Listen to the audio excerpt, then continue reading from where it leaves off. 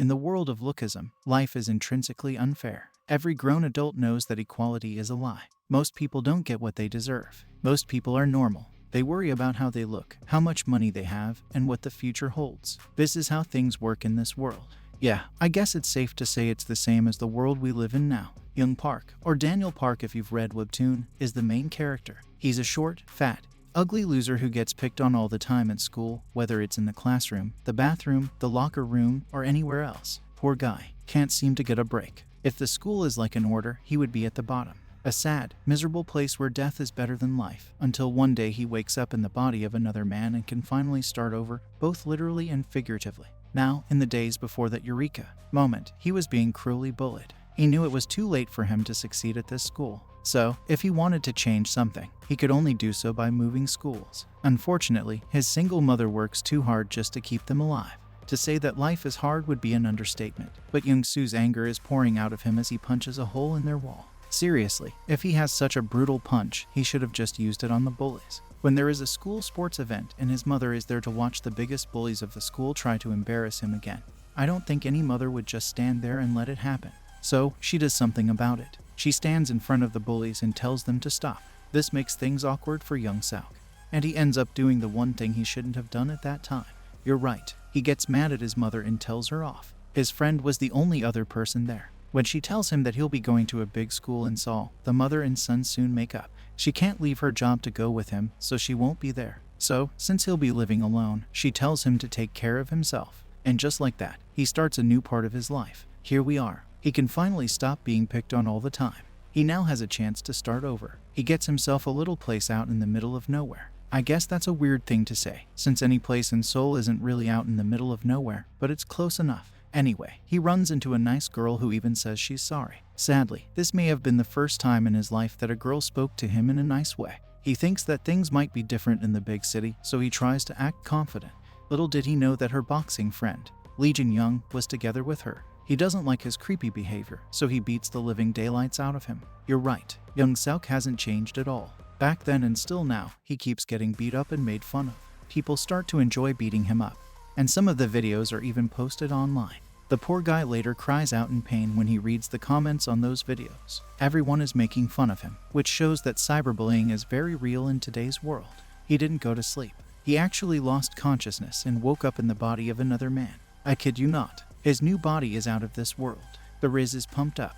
The abs are in great shape. It was perfect down to the last minute detail. Of course, it takes him a minute, maybe more, to understand all of this, especially since his real body is still sleeping on the ground. He even thinks about calling 911 to report this mess. But then he sees all the hateful things people are saying about him online. Heck yeah, let's see who has the guts to pick on him. Now that he's an adult, he hadn't even started at his new school, so it's time for him to start his life. His new school is called J1 Vocational High. From what I've seen, it looks like a pretty good school. So, when he shows up in his new body, everyone notices him right away. The women can't keep it together. They can be seen grinning. Why wouldn't they? This guy now has a lot of money. He goes to sit down. Surprisingly, it isn't by the window. No, someone was already sitting there. And the other day, that fighting guy beat him up. In a funny way, they are both afraid of each other. He's still afraid of that guy because he's already kicked his behind.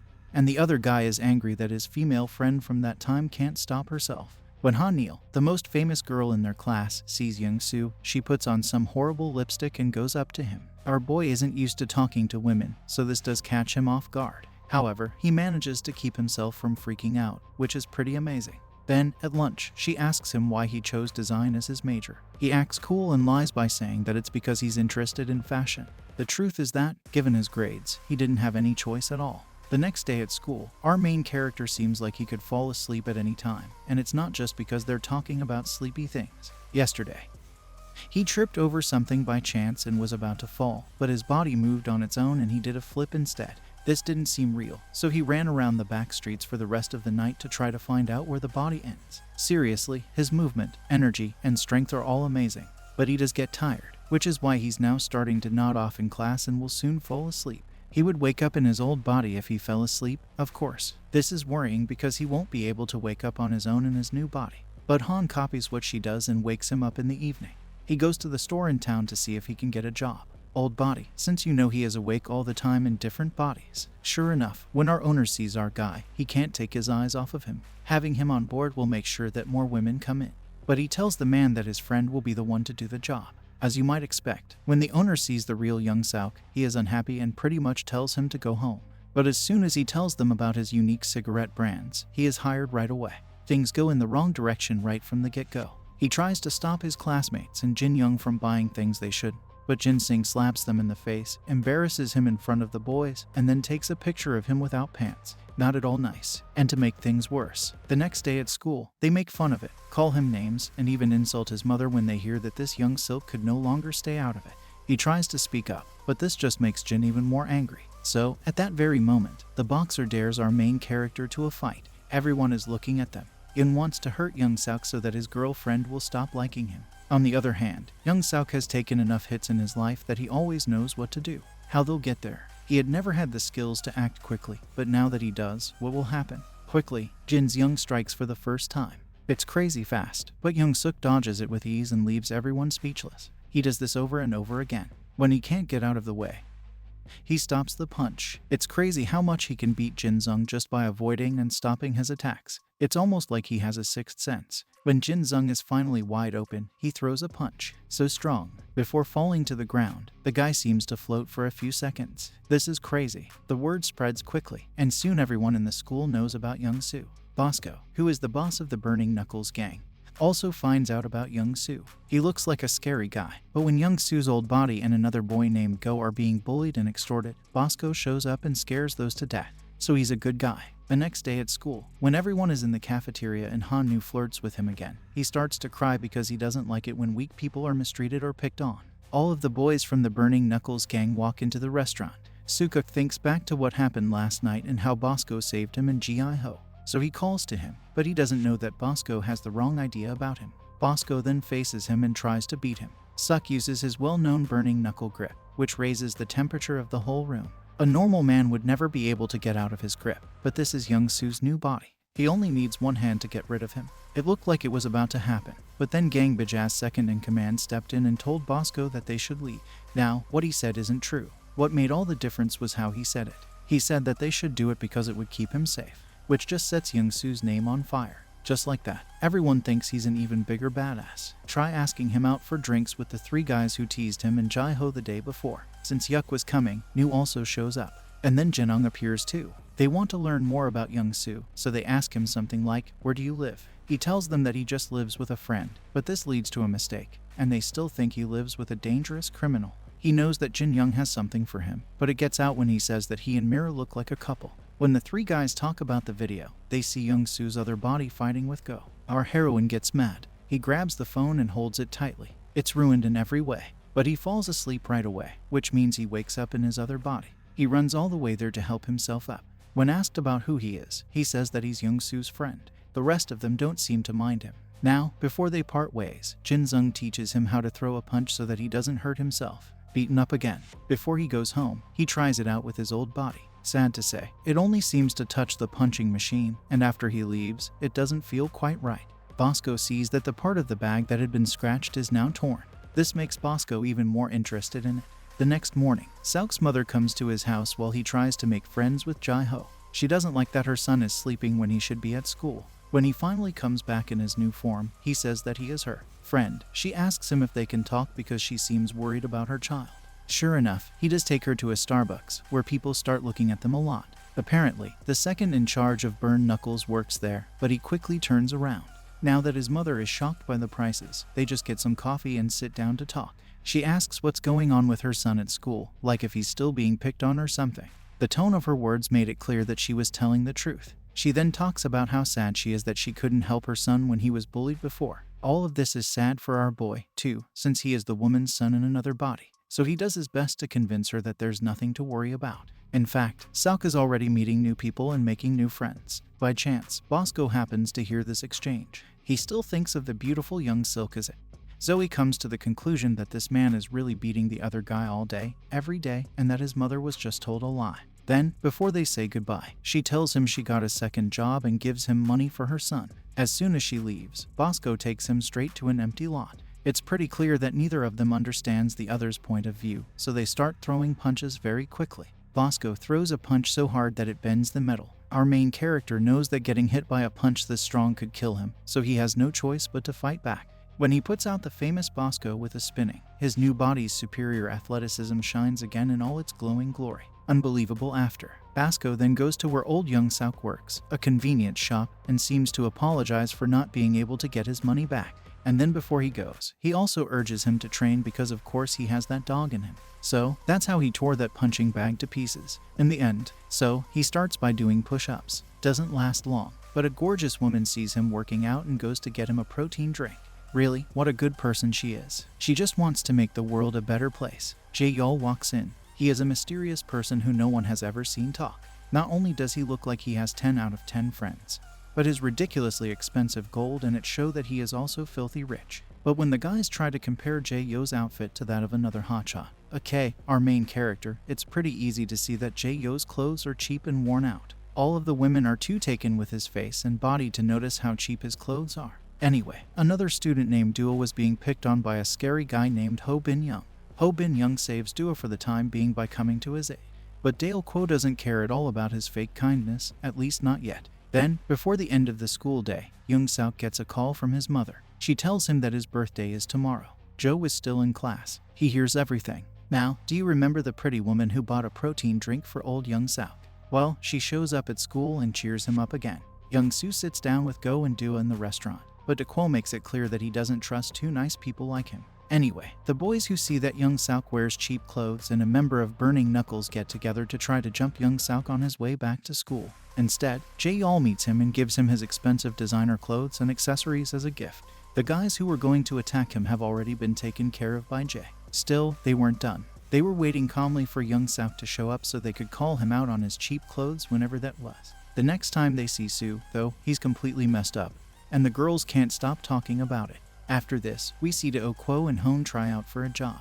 Because of how he looks, Dale Quoy is told to go home before he even has a chance to share his voice. He didn't even get to act, but he knows that this pain will make his songs even better. Then, after another round of intense, he sees a sign for J1 High's talent show and decides to take part. Later that day, when he goes to visit his grandmother at her noodle stand, Hogan and the others are there too. His grandmother thinks they are his friends, so she gives them free food. They eat everything, though. His grandma's business took a big hit from this, but she still packs them. People can be mean sometimes. And this is not all that happened. My dear Kwai from Mafar even lies about his grandma's stall were spread. Then, when Hone finds out that Aqua is planning to enter the contest against him, he shames and scolds him in front of everyone in the diner. What, though? Sukuk, Jae, Yalan, and even Bosco all walk in and stand in front of Hone. Hone has no choice but to just swallow his pride and leave the next day. Outside of school, Young Soo meets Do Quo and gives him his application for the challenge. He had already taped it, but it was torn in half. Everything is all right. However, Do Quo doesn't trust him.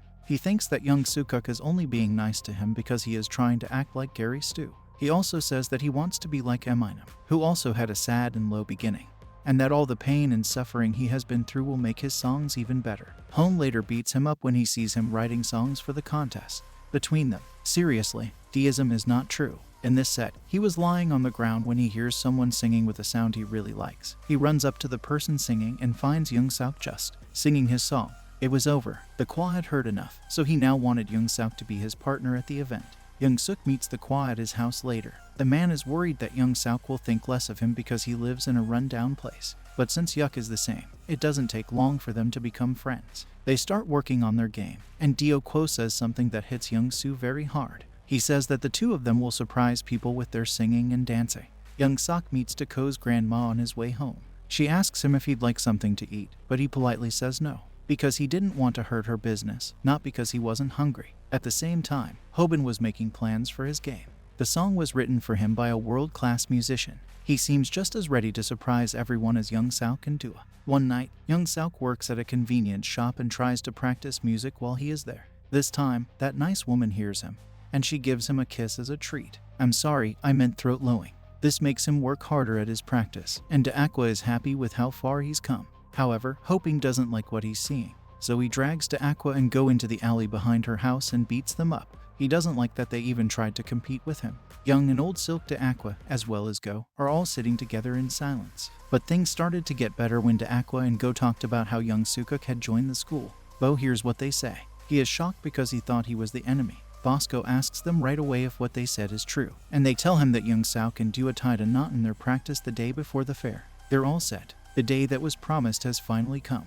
Don't forget about the girl who has been buying protein shakes and throat lozenges for our boy. She shows up with a guy named Gun in a supercar. Gun seems to be there to protect her. Young Sauk sees her from a distance, forgets that he's in his other body, and decides to go say hello. Well, she doesn't like him because she only sees some strange playboy when she looks at him, which makes things weird. Gun grabs young Sauk after that, arm with a very strong grip. Even though Gun was no ordinary cookie, Body manages to shake it off, and he then lands a kick. So strange that, even in his new body, young Sauk fell to his knees. This time, Bosco shows up just in time. He is here to support. As a friend, young Sauk, Gun couldn't care less. He hits Bosco in the face with a hard punch, but Bosco is not only able to handle it, but he also keeps the killer look in his eyes. He then tells Gun to take off his glasses because he doesn't fight nerds. Not just kidding. He doesn't fight people with the glasses because it's his own rule. Then, when Gun takes them off, his jet black eyes are shown. Who the hell is he, anyway? This could have gone bad, but the nice lady tells Gun to stop because they were going. After this, Bosco gives young Sauk some milk as a sign of their new friendship. But since the race was already over, Sauk turns him down. He had to leave there once. While Hoban and his band do their show, Jae-yo gives them nice clothes. They're also crazy good. But when Hoban and his band go backstage, he hits Dale Quain the gut for no reason. Young Soo wants to hurt him, but Kwa makes him feel better. They will get back at them on stage. Okay, so they both walk onto the stage. People say things about how different the two stars look, but Dad Quad doesn't care, even though he just picks up the mic and goes with it. Sauk is now getting nervous about being on stage. Qua's courage rubs off on young Sauk, and the two of them let everything out. So far, they have let out everything that the world and their bad childhood have given them through their music. Everyone really likes what you've done. Bosco looks like he's about to cry, but everyone starts cheering and getting into the spirit. The director who brought Hoppins back was also pleased, so he walks up to the two of them, but he's only interested in young Soo. But young Suk doesn't care, especially since his friend wasn't taken into account. Later, Dale Quo Jho and old young Sauk sit together in the dark and find comfort in each other's homey energy. They watch the song's video, and even though Kwa wasn't chosen, he is happy with himself and with how they did. The story of this anime adaptation is pretty much over, but a strange person also watched the video. DJ and the nice woman. She also seems to have a funny, different body. All I can say is that, good or bad, young Six, your new life is just getting started. So, if you liked this summer, you should think about listening to the webtoon. This is the end of the movie.